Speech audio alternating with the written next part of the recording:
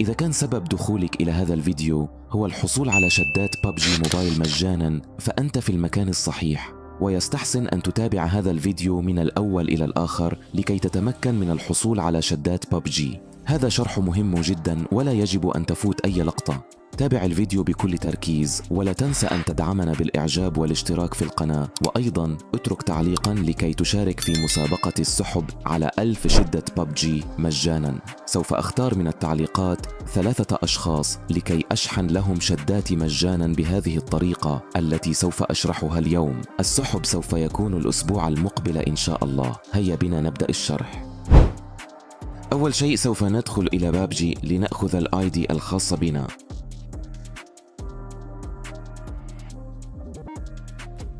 كما تشاهدون حسابي مصفر وليس فيه أي شدات.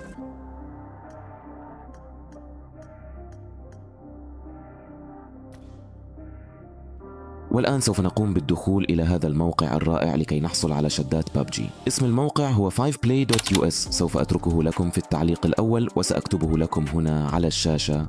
سوف نتوجه مباشرة إلى صندوق البحث ثم نكتب PUBG. سوف نقوم بالضغط على الأيقونة هكذا، ثم نعاود الضغط على هذا الزر الصغير لكي نبدأ العملية.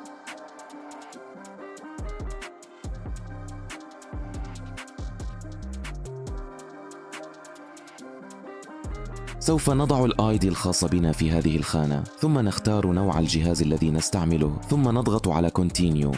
والآن سوف أختار كمية الشدات التي أريدها، وأنا أرشح أن تختار أكبر عدد.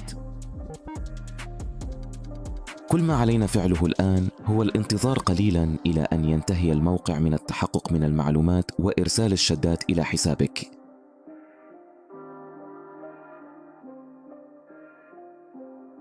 هذه هي آخر مرحلة. علينا إتمام أحد المهام السهلة لكي نحصل على الشدات التي نريدها. لا داعي للقلق، فالمهام سهلة للغاية.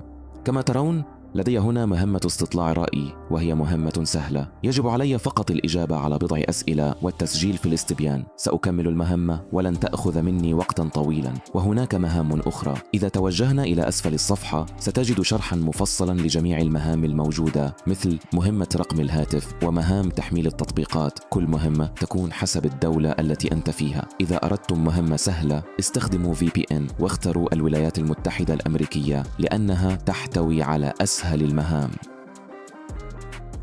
والآن سأكمل المهمة وسأعود إليكم من جديد. سوف نقوم بالدخول إلى PUBG مجددا لكي نرى النتيجة.